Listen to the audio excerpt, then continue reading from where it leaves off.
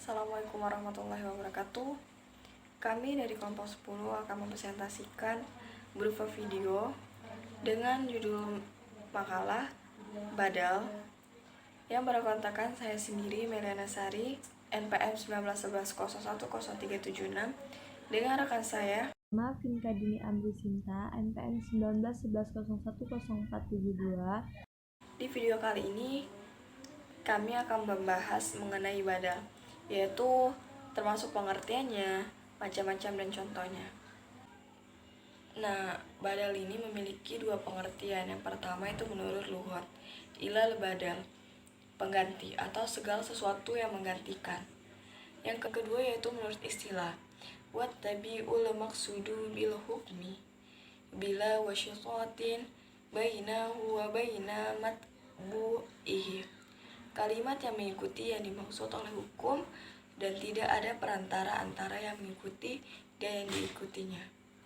Nah, di dalam badal ini memiliki rukun yaitu ada badal, pengganti, dan mubdal minhu. Contoh, ja'a jaidun ahuka. Nah, lafaz ahuka itu menjadi badal atau menjadi pengganti, mengikuti lafaz zaidu atau mubdal minhu, atau juga bisa yang digantikan. Jadi ada badal dan mubdal, berarti rukunnya sudah terpenuhi. Maka hukum adalah lafaz ja'ah. Dengan adanya ja'ah, maka jaidun yang menjadi mubdal minhu menjadi rofa, karena kedudukannya menjadi fa'il. Fa'il adalah isim yang dirofakan. Nah, ahuka menjadi badal, maka ahuka mengikuti lafaz jaidu yang berarti irofnya rofa, dan tidak ada perantara antara badal dan mubdal minhu, berarti antara lafaz zaidu dan ahuka tidak ada perantara apapun, baik huruf atau lafaz lain yang menjadi penghubung. Cara membuat badal itu ada dua. Yang pertama, apabila badalnya isim, maka itu dari mubdal minhu kalimat isim. Yang kedua, apabila badalnya fi'il, maka itu dari mubdal minhu kalimat fi'il. Pembagian badal itu terdiri atas 4 bagian. Yang pertama, badal syai min syai atau nama lainnya, yaitu badal yang cocok dan sesuai dengan mubdal minhunya dalam bentuk makna. Contohnya, ja'a zaidun uhuk, yang artinya Zaid telah datang, yaitu saudaramu. Lafaz saudaramu menjadi badal dari lafaz Zaid. Antara lafaz saudara dan Zaid itu cocok dan sesuai.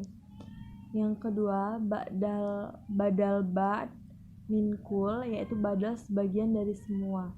Contohnya, akultu raghifa salsahu, yaitu aku telah memakan roti, yaitu sepertiganya. Dan yang ketiga, badal istitimal, yaitu lafaz yang mengandung makna bagian dari matbu'nya, tetapi menyangkut masalah maknawi atau bukan materi. Contohnya adalah nafa'ani zaidun ilmuhu, yang artinya Zaid telah bermanfaat bagiku, yaitu ilmunya. Lafaz ilmunya tercakup oleh Zaid.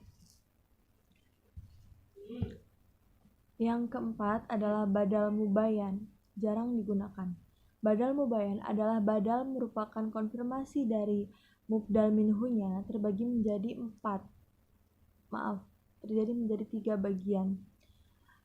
Yang pertama, badal idrab, yaitu badal yang membelokkan hukum dari yang dilihat dari mubdal minhu setelah menjelaskan penjelasan lain kepada mutakalim. Contohnya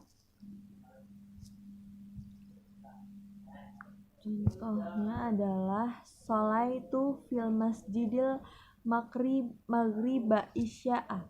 Saya sholat maghrib, maksudnya isya di masjid. Maksudnya bahwa yang benar adalah saya sholat isya dan bukan sholat maghrib di masjid.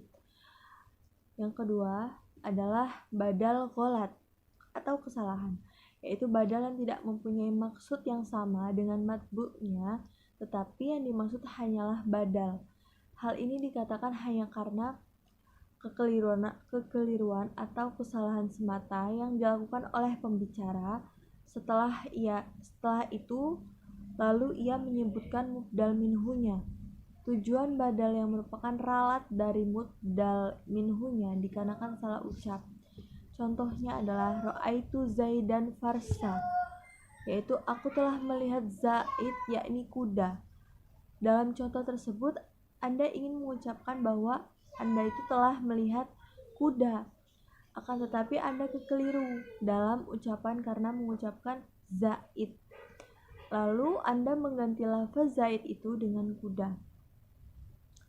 Yang ketiga, badal nisyan, yaitu badal untuk memperbaiki kesalahan pada mubdal minhu dikarenakan mutakalimnya lupa.